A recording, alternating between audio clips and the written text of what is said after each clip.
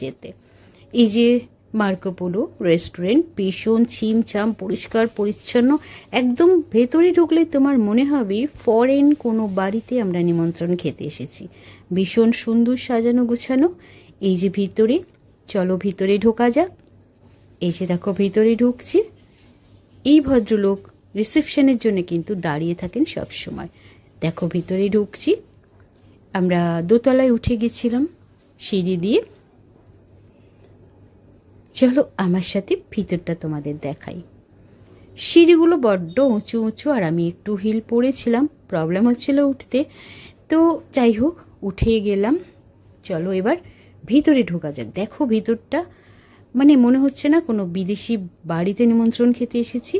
Table চেয়ারগুলো কিন্তু distance করে সাজানো, একদম গায়ে ঘেঁষাঘেঁষি নয়, সুন্দর করে সাজানো, হোয়াইট মার্বেল নিচে, ভীষণ সুন্দর পরিষ্কার পরিচ্ছন্ন, ঘরোয়া একদম পুরোপুরি। আর তেমনি শেফরাও এখানে ভীষণ সুন্দর ড্রেস আপে রয়েছে। তো এই টেবিলটায় আমরা বসে যাব। টেবিলটায় বসে যাবার পরে মেনু কার্ড চাওয়া হলো। মেনু কার্ড একটু দেখা হচ্ছে। এই যে মেনু কার্ড দেখে তো আমার চক্ষু ছানাবাড়া হয়ে গেল। এত কস্টলি এখানে সব কিছু। আমার ছেলে বলল খেতে এসে তো দাম দেখার কি হয়েছে। তো যাই হোক, প্রত্যেকটা জিনিস দেখো 450-র উপরে। তো মেনু কার্ড দেখে আমরা ফার্স্টে কিছু স্টার্টার আর ড্রিঙ্কসের অর্ডার করলাম। ড্রিঙ্কস মানে হার্ড ড্রিঙ্কস নয় কিন্তু।